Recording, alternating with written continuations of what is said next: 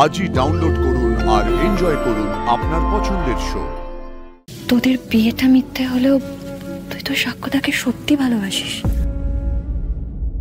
তুই কোনোদিন সাক্ষ্যদাকে বলতে পারবি? কাকু থামি, আমি চলে যাচ্ছি। স্যার কোনোদিনও আমায় চাননি, একটা কন্ট্রাক্টের জন্য আমি আটকে ছিলাম। আর স্যার যখন নিজের মুখে সেই কন্ট্রাক্টটা ভাঙার কথা বলেছেন, তখন এই নকল সম্পর্কটাকে আরও 2 মাস টেনে নিয়ে যাওয়ার কি মানে?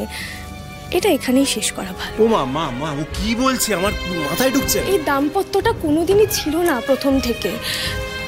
স্যার আমাকে কোনোদিনই নিজের স্ত্রী হিসেবে মেনে নেননি, নিতে পারবেন না, সেটা তো উনি বলে দিয়েছিলেন কাকু আমাকে। তারপরেও কেন বলছো তুমি এসব কথা? তোদের বিয়েটা মিথ্যে হলেও তুই তো সাক্ষ্যদাকে সত্যি ভালোবাসিস। তুই কোনোদিন সাক্ষ্যদাকে বলতে পারবি?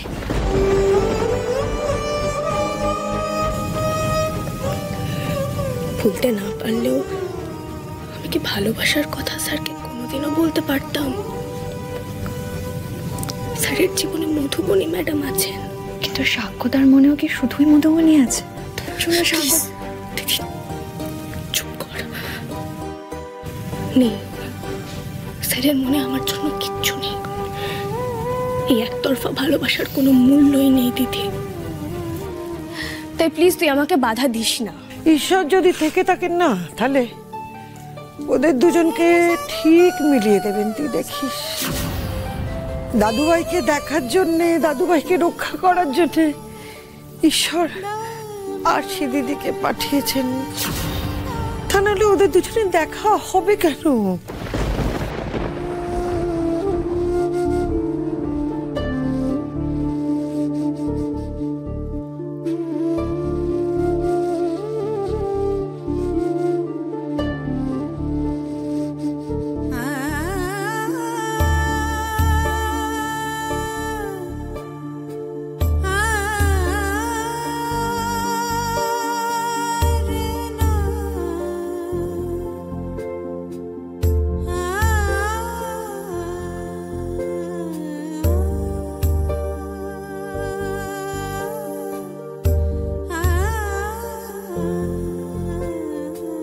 আসি।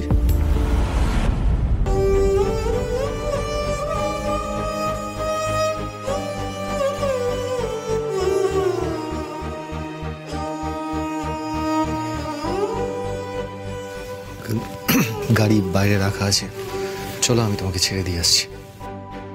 এই বাবলু, এসবের আবার কি দরকার আছে? ড্রাইভার তো আছে, ও গিয়ে দিয়ে আসুক। না মা, তা হয় না। আরশি আমাদের জন্য যা করেছে সেটা এত সহজে ভুলে যাওয়া যায় না। অন্তত আমি তো পারবো না।